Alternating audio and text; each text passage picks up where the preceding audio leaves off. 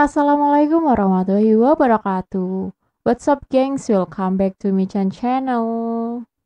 Sebelumnya Michan tanya dulu nih gengs sama kalian, bagaimana kabar kalian hari ini? Baik-baik saja kan? Apabila ada yang gak baik-baik saja, gak apa-apa gengs, tenang. Ingat kata Bang Firza, kadangkala tak mengapa untuk tak baik-baik saja. Kok malah nyanyi ya gengs? Sorry. Tapi Michan harap kalian semuanya baik-baik aja nih gengs dan sehat walafiat. Oke, pada kesempatan kali ini Michan akan melanjutkan dari cerita yang sebelumnya nih gengs, yaitu yang berjudul Danyang Watu Ireng. Michan tahu nih kalian pasti penasaran kan bagaimana kelanjutan cerita dari si Danyang Watu Ireng ini. Oke gengs, gak perlu lama-lama lagi, kita langsung saja ya masuk ke ceritanya. Danyang Watu Ireng bagian yang kedua. Gimana Li? Tanya Waluyo. Nanti sore kalau ada waktu disuruh mampir ke rumah Barekso. Jawab Lik Mardi. Ada perlu apa Lik? Wah, gak tahu aku. Pokoknya disuruh nyampain ke kamu. Penting katanya. Ujar Lik Mardi. Waluyo mengangguk mengiyakan. Beriringan mereka lalu meninggalkan kandang sambil berbincang ringan. Selepas maghrib, Waluyo menutup pintu rumahnya sambil berpamitan kepada istrinya.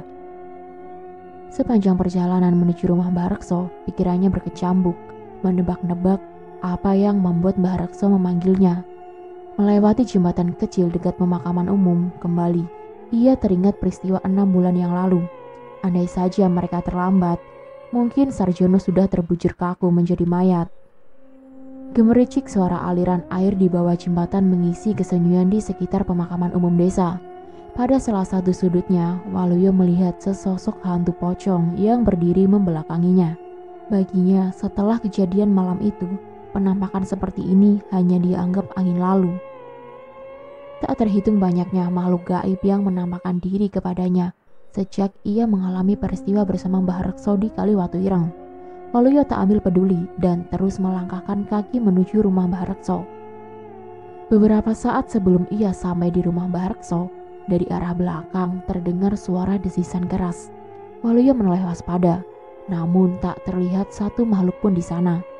Hanya sesekali gerakan daun yang bergesekan tertiup angin. Perlahan Waluyo kembali melanjutkan perjalanannya, namun kali ini dengan kewaspadaan yang penuh. Beberapa kali ia sudah melihat penampakan ular besar yang menatap tajam. Dan baru kali ini ia mendengar desisan keras layaknya ular marah tanpa perwujudan makhluknya. Ular-ular besar itu seringkali terlihat di pinggir sungai. Biasanya menjelang senja mereka sering menampakkan diri. Waluyo berpikir, wajar bila salah satunya kali ini muncul. Bukankah rumah Mbah Rekso tak jauh dari jembatan yang melintang di atas Kali Watu Ireng? Temaram sinar lampu dari rumah Mbah Rekso sudah terlihat. Waluyo mempercepat langkahnya. Dari kejauhan ia melihat pintu rumah Mbah Rekso masih terbuka. Mungkin ia memang sengaja menunggu dirinya. Kula nuwun, Mbah. Waluyo mengetuk daun pintu yang memang sudah terbuka. Tak ada sautan dari dalam. Waluyo mengulangi ketukannya, namun sepi masih berlanjut. Tak ada jawaban, penasaran, Waluyo melongok ke dalam rumah. Tetapi apa yang dihadapannya sungguh mencengangkan. Tubuh Mbah Rekso tergeletak di sudut ruangan. Tasbih yang digenggamnya berlumuran darah yang mengalir dari bibir dan telinga Mbah Rekso. Waluyo melompat dari tempatnya berdiri, menjangkau tubuh Mbah Rekso. Nadinya masih berdenyut pelan. Waluyo akan beranjak meminta pertolongan, namun perlahan tangan Mbah Rekso menahannya dengan lemah. Wal, sudah gak usah memanggil orang-orang. Lirih Mbah Rekso berbicara. Waluyo menghentikan langkah. Ia berjongkok mencoba mengangkat tubuh Mbah Rekso ke dipan. Kejadian apa ini, Mbah? Tanya Waluyo. Ini kelanjutan dari tingkah Sarjono dulu. Aku gak bisa cerita banyak. Kalau ingin tahu, tanya Lik Mardi saja. Jawab Mbah Rekso. Yang penting, kamu sekarang waspada. Ingat bungkusan yang kutitipkan. Bukalah besok malam.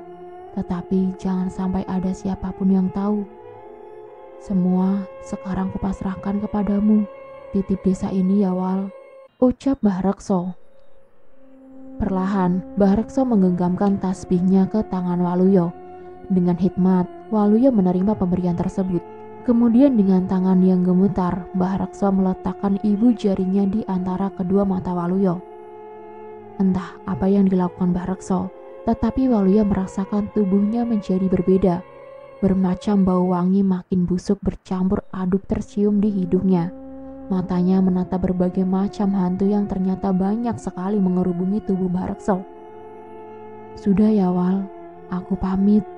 Tangan Mbah Rekso melemah, lalu lunglai.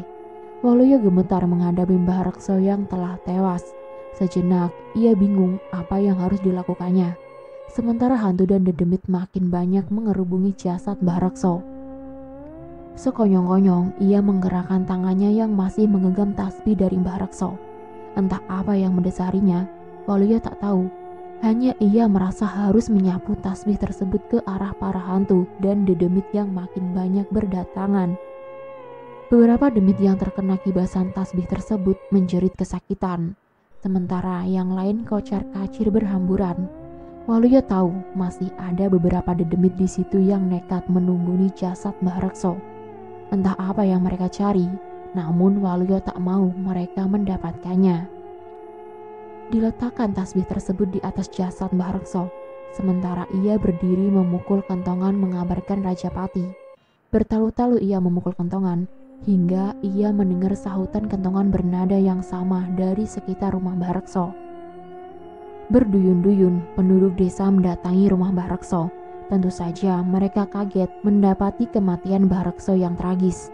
Lik Mardi yang nampak paling terpukul, sedangkan Sarjono tak nampak di kerumunan. Waluyo memahami akan hal itu. Beberapa penduduk tentu bertanya-tanya perihal asal mula kejadiannya. Bahkan Waluyo yang pertama kali menemukan Mbah Rekso pun sama sekali tak tahu. Kebingungan melanda penduduk desa. Namun Lik Mardi nampaknya punya penjelasan tersendiri. Saudara-saudara, sebelum meninggal, Mbah Rekso memang memanggil Dek Waluyo ke rumahnya. Ada perlu penting. Lik Mardi memberikan penjelasan. Soal meninggalnya seperti itu tidak ada yang tahu. Tetapi kemarin memang berpesan kepada saya, warga sementara jangan dekat-dekat dengan Watu Ireng. Kalau nggak mendekat gimana, Lik? Ambil air untuk ladang kan dari situ. Salah satu warga protes. Nggak lama. Aku dan Waluyo yang dititipin hal ini. Jadi, sementara biar aku dan Waluyo yang menyelesaikan urusan Watu Ireng. Lanjut Lik Mardi. Mendengar urusan dengan Kali Watu Ireng, penduduk desa tak banyak bicara. Mereka memilih pasrah kepada Lik Mardi dan Waluyo. Lebih baik menjauh dan tidak tersangkut urusan dengan Danyang Watu Ireng. Penduduk pun melanjutkan pengurusan jenazah Mbah Rekso agar prosesi pemakaman dapat dilaksanakan keesokan harinya. Di antara kesibukan warga, Lik Mardi menarik Waluyo ke belakang rumah Mbah Rekso. Nampaknya ia ingin menyampaikan sesuatu. Wal, kamu gak ingin tahu apa yang dialami Sarjono waktu itu? Tanya Lik Mardi. Sebenarnya ingin, Lik. Tapi sungkan mau tanya sama Mbah Rekso. Jawab Waluyo. Harusnya kamu itu tahu. Ini menyangkut kamu. Ujar Lik Mardi. Menyangkut saya gimana, Lik? Waluyo nampak bingung. Jadi malam itu setelah Sarjono dan Mbah Rekso turun ke sungai, belum sampai naruh telur hitam, sudah dicegat oleh Danyang Watu Ireng sendiri. Jelas Lik Mardi. Danyang Watu Ireng marah. Ternyata Sarjono mengambil telur hitam tanpa seizinnya. Tahu kejadiannya seperti itu, Mbah Rekso mencoba mendinginkan. Lama-lama Danyang Watu Ireng yang wujudnya ular besar mau menerima telur hitam yang dicuri Sarjono. Tapi ada syaratnya. Syaratnya apa, Lik? Tanya Waluyo. Danyang Watu Ireng meminta seluruh jari tangan kanan Sarjono. Salahnya Sarjono waktu itu enggak mau, malah lari. Mbah Rekso yang ditinggal Sarjono jadi susah menghadapi Danyang Watu Ireng.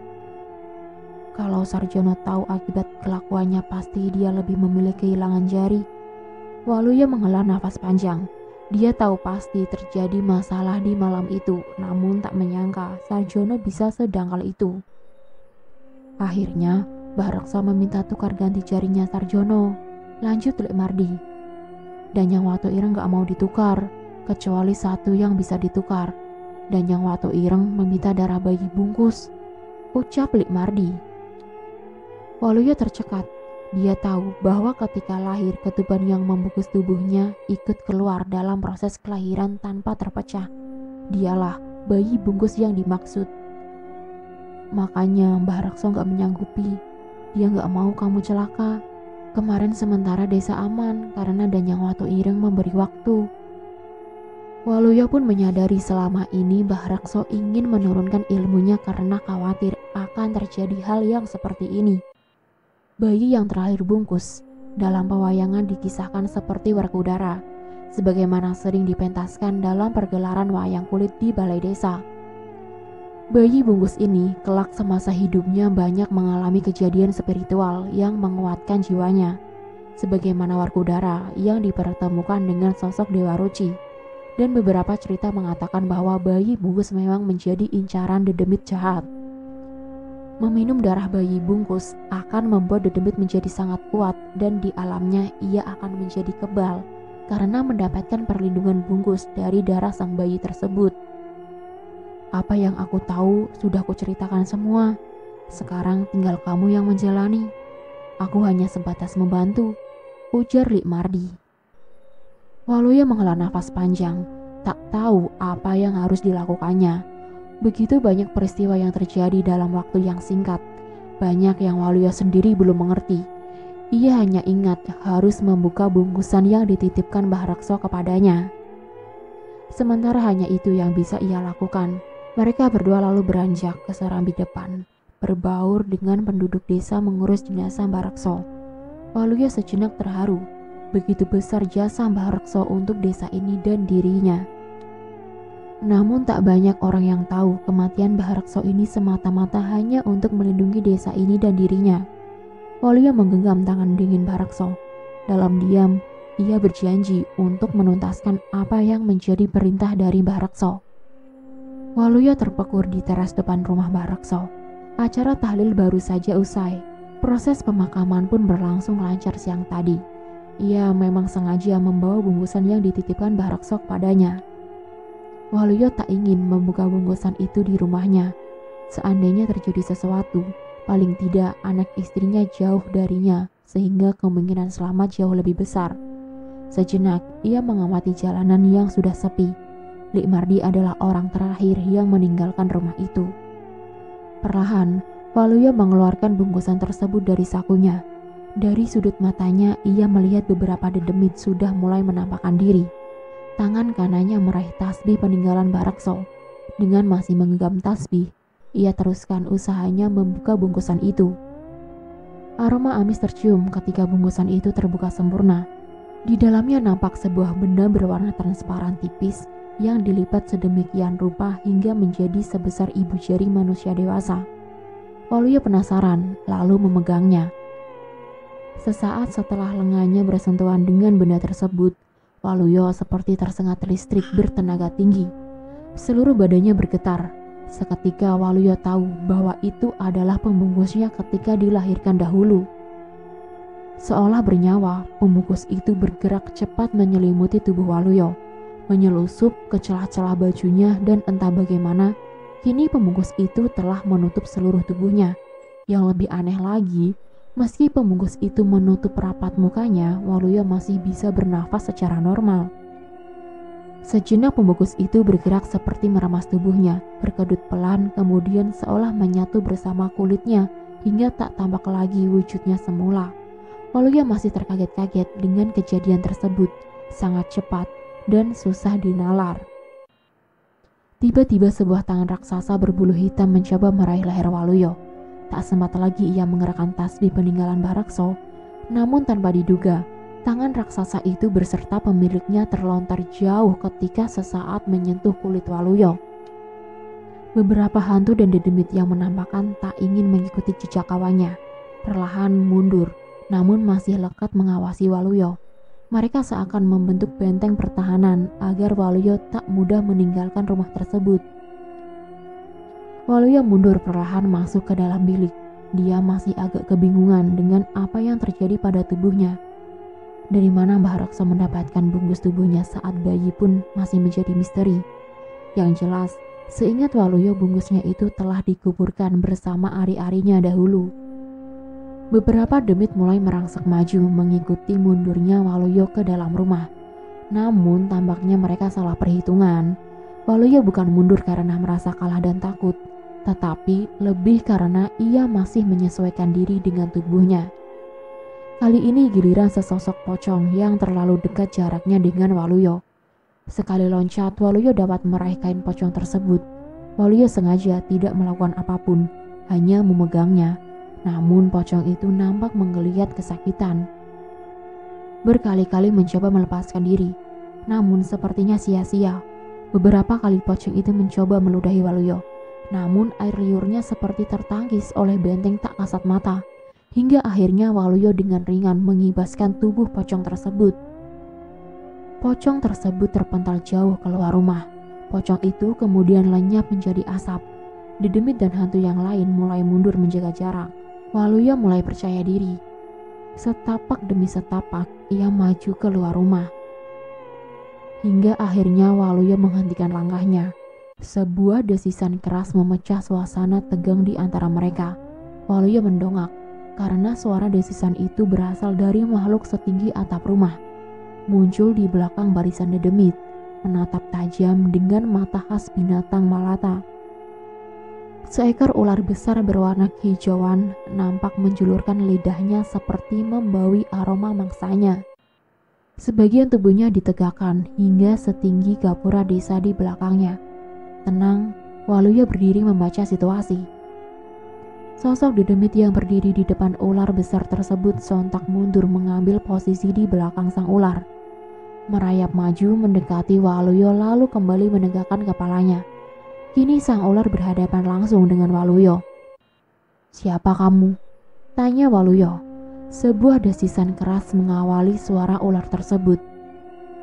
"Seharusnya kamu tahu, aku yang memimpin di Keraton Watu Ireng," jawab sang ular. Waluyo mafhum bahwa ular itu adalah Danyang Watu Ireng sendiri. Namun ia tak menyangka bahwa Kali Watu Ireng sebenarnya merupakan kerajaan yang dipimpin oleh Danyang Watu Ireng sendiri. "Apa maumu?" kembali Waluyo bertanya. "Darahmu, nak, darahmu, bayi bungkus."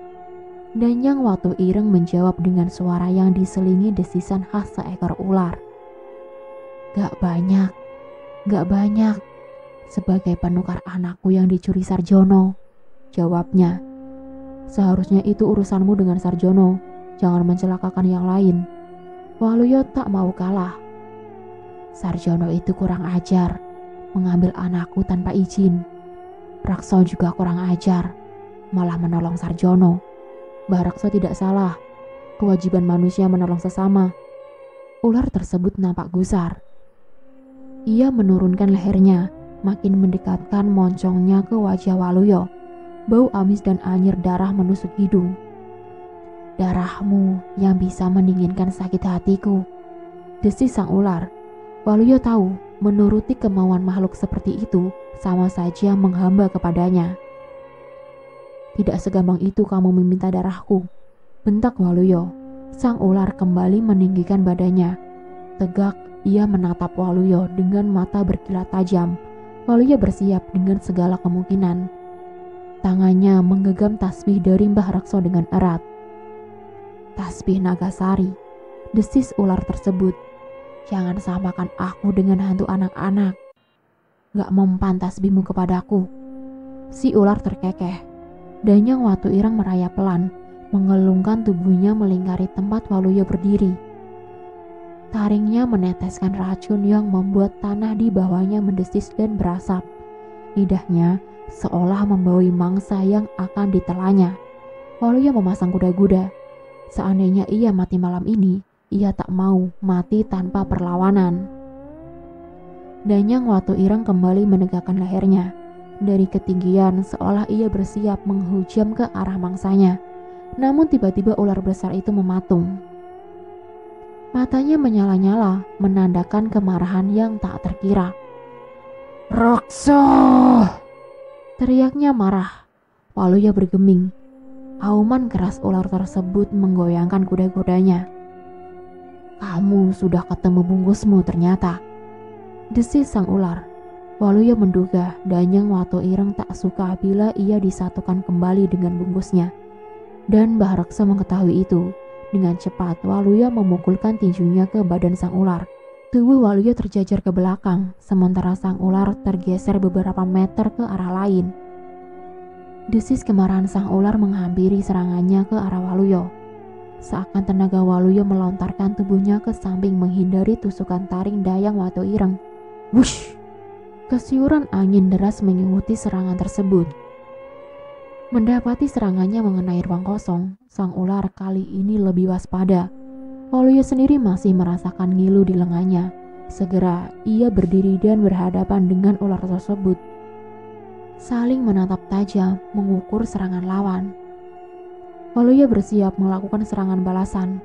Ia tahu, satu serangan kali ini bisa saja menjadi akhir hidupnya. Begitu jauh perbedaan kekuatan di antara mereka. Di saat-saat seperti itu, Waluyo kembali melantunkan zikir. Dia yakin manusia seharusnya lebih tinggi derajatnya. Sang ular dengan cepat mengulurkan ekornya deras menuju tubuh Waluyo. Hampir tak sempat menghindar, Waluyo memutuskan menghempaskan hantamannya ke ekor tersebut. Bluk! Blar! Letupan kecil mewarnai benturan tersebut. Sang ular beringsut mundur, sementara Waluyo terlempar ke belakang. Darah mengalir dari sudut bibirnya. Ia lalu mencoba berdiri. Dilihatnya tubuh sang ular menyusut perlahan hingga mengecil seukuran manusia. Menggeliat pelan, sosok ular tersebut berubah menjadi seperti manusia bersanggul tinggi dengan baju khas wanita Jawa. Dari sudut bibirnya juga mengalirkan darah sama seperti Waluyo. Pandangan matanya memancarkan kemarahan, sementara taring kecil di kedua sudut bibirnya yang dialiri darahnya turut membuat wajahnya menjadi semakin seram. Kembali keduanya berhadapan-hadapan. Meski kepayahan, namun tampaknya tak bakal ada yang menyerah di antara keduanya. Hingga sebuah teriakan mengalihkan pandangan keduanya. Lik Mardi berdiri tegak di belakang Waluyo. "Cukup, Danyang Watu Ireng, kembali ke alammu," bentak Lik Mardi. Danyang Watu Ireng terkekeh. "Manusia, apa kuasamu berani menyuruh aku?" jawabnya. Lik Mardi mengeluarkan sesuatu dari kantong bajunya. Sebutir telur berwarna hitam pekat berada di genggamannya. Danyang Watu Ireng melengak. "Kalau kamu tidak mundur sekarang, kupecahkan di sini anakmu," lanjut Lik Mardi. Danyang Watu Ireng mendesis keras. Matanya berkilat dengan hawa membunuh yang kuat. Namun demi mengetahui telur hitam di tangan Lik Mardi, ia hanya berdiri tanpa menyerang. Lik Mardi mengangkat telur tersebut tinggi, seakan ingin membantingnya. "Iya, kuturuti maumu, tapi sampai pecah telur itu, bukan hanya nyawamu yang kuminta, tapi desa ini bakal hancur lebur. Kalau kamu mengganggu desa ini, gak cuma satu telur yang remuk, ku cari semuanya hingga habis keturunanmu," Lik Mardi mengancam balik. Wanita siluman itu mendengus kesal. Perlahan ia mengatur nafasnya. Kemudian perlahan tubuhnya kembali berubah menjadi ular raksasa. Merayap menuruni jurang di dekat rumah Bahareksa. Kemudian masuk ke aliran kali Watu Ireng. "Lik, terima kasih ya, kamu sudah menolong." Waluyo tersenyum sambil menahan tubuhnya agar tetap bisa berdiri. Seluruh tubuhnya terasa remuk. Lik Mardi lalu memapahnya masuk ke dalam rumah Bahareksa. "Sudah, tenangkan pikiranmu. Yang penting Danyang Watu Ireng sudah gak berani mengganggu desa ini," ujar Lik Mardi. Waluyo mengangguk. Lik Mardi kembali mengeluarkan telur hitam dari sakunya. Ini sebenarnya juga pertolongan Sarjono. Mendengar Bahareksa tewas, ia lalu nekat mengambil telur hitam lagi. Dia tahu Danyang Watu Ireng sangat mencintai anaknya. Lalu telur hitam ini diberikan kepadaku, jelas Lik Mardi. "Sekarang Sarjono di mana, Lik?" tanya Waluyo. "Sarjono sekarang di rumahku, sedang diobati. Badannya berdarah-darah, katanya dikejar ular yang sangat banyak," jawab Lik Mardi. "Semoga masih bisa tertolong," tambahnya. "Yang penting telur hitam ini disimpan sebagai jaminan agar tidak diganggu Danyang Watu Ireng. Waluyo mengangguk setuju. Suara kokok ayam jantan menandai usainya malam di desa itu. Waluyo dan Lek Mardi lalu meninggalkan rumah Barakso, kembali ke rumah masing-masing. Epilog. Danyang Watu Ireng melingkarkan tubuhnya di sebuah pohon besar yang menjulur di atas kali Watu Ireng. Tunggu saja bayi bungkus, 1000 hari lagi, telur yang kamu simpan akan menetas dan kembali sendiri ke tempatku, desis sang ular. Ia lalu mengeluarkan suara aneh, seperti rintihan yang dinyanyikan.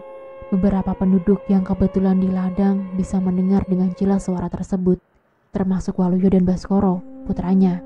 Terkadang meringis, terkadang melemah dan mendayuk, namun suara itu serasa tak hendak putus. Dari suara itulah Baskoro tahu Danyang desa itu adalah wanita. Dan selesai. Sekian dan itulah akhir dari kisah misteri yang berjudul Danyang Watu Ireng. Di sini Michan cuma mau berpesan ya gengs, jangan sekali-sekalinya gegabah dalam mengambil keputusan atau melakukan sesuatu hal, karena itu bisa berakibat fatal untuk dirimu sendiri ataupun orang lain. Oke, akhir kata Michan ucapkan terima kasih ya gengs untuk kalian yang sudah menonton video ini dari awal. Dan tak lupa Michan ingatkan untuk tekan tombol like, comment, share, dan subscribe ya gengs. Dan jangan lupa juga nih geng, coret-coret di kolom komentar ya jika ada penyampaian kata ataupun kalimat yang kurang tepat. Jika dalam cerita ini terdapat nama tokoh dan tempat yang sama, itu hanya kebetulan semata ya gengs. Sekian, bye-bye. Wassalamualaikum warahmatullahi wabarakatuh.